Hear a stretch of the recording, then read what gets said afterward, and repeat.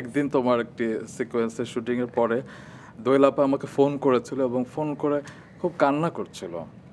ওকে। কান্না করতে করতে বলল যে আজকে আমার মেয়ের অভিনয় ছিল, সিনেমার শুটিং ছিল এবং আমি ওকে অনেক চর মেরেছি, কারণ সেখানে তোমার কান্নার দৃশ্য ছিল। হ্যাঁ, তোমাকে নাকি চর মেরে চাচ্চু ছবিতে। হ্যাঁ, হ্যাঁ, তোমাকে নাকি চর মেরে কান্নার দৃশ্যের হ্যাঁ। জন্য প্র্যাকটিস করানো হতো। এক্স্যাক্টলি। এটা চাচ্চু ছবিতে লাস্টে যে কোর্টের একটা সিন ছিল, ওখানে অনেক ড্রামা, অনেক ডায়লগ, এবং এই ডায়লগটা মুখস্থ করার জন্য এফআই মানিক আঙ্কেল আমাদেরকে 3 দিন সময় দিয়েছিল, এবং 3টা পেজ, এত বড় বড় 3টা পেজ আমার মার হাতে দিয়ে বললো 3 দিন সময় দিলাম, ও শুটিং রাখলাম না, ভাবি ওকে এটা বাসার থেকে একদম মুখস্থ করিয়ে আনেন, এটার আমরা শুটিং করব।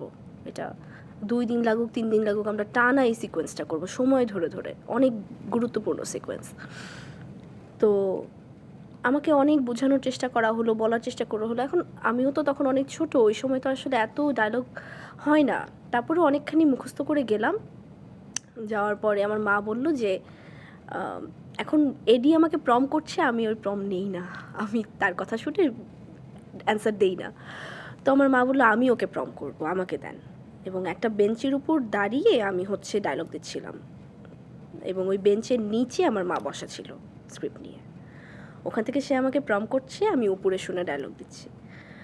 তো এটার পরে এখন আমাকে কান্না করতে হবে। তো আমাকে বিভিন্ন রকম, একবার পরিচালক এসে আমার চোখে পানি দিচ্ছে, আমাকে এডি এসে পানি দিচ্ছে, দীপজল আঙ্কেল এসে চোখে পানি দিচ্ছে, মেকআপের একজন এসে দিচ্ছে, এখানে গ্লিসারিন দিচ্ছে, অনেক রকম চেষ্টা করা হলো, কোনোভাবেই আমি তো কান্না করি না, আমি উল্টো হাসছি ওই সময় যে কী হচ্ছে এগুলো, আমাকে কান্না করতে বলে। তো ওই জায়গাটাতে তখন আমার মা কোনো কথা না, আমি জাস্ট দেখলাম দৌড়ে এসে আমাকে 2টা থাপ্পড় দিল। আর এফআই মানিক আঙ্কেল বলছে ভাবি প্লিজ ওকে মারবেন না, ওকে মারবেন না, ও বাচ্চা মানুষ, ও এমনি কান্না করে দিবে, ওকে আমরা একটু ম্যানেজ করি। আমার মা বললো কোনো কথা বললেন না, আপনি করেন, ক্যামেরা অন করেন, আর কোনো কথা বললেন না, এখনই শট নেন, এই কান্নাটা আমি মারলে ও যে কান্না কাঁদবে আর কোথাও কাঁদবে না, আপনি এখনই নেন।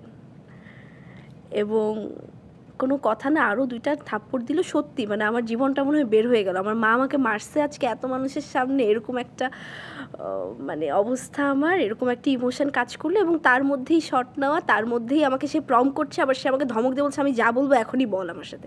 আমি আমার ভয়ে প্রম শুনে ডায়লগও দিচ্ছি, আবার আমি কষ্টে কাঁদছি। So this was so very much realistic তখন ওই ক্যামেরার সামনে, যে মানে পিছনে তো আসলে অনেক কিছু হয়ে যায় একটা কিন্তু মা আসলে অভিনয় বের করবার জন্য এটা করলো, তার কিন্তু বুক ছিঁড়ে গিয়েছিল এবং সেটি তিনি প্রকাশ করেছিলেন আমার কাছে। থ্যাংক ইউ, এটা আমি জানতাম না, এটা আমি আজকেই জানলাম।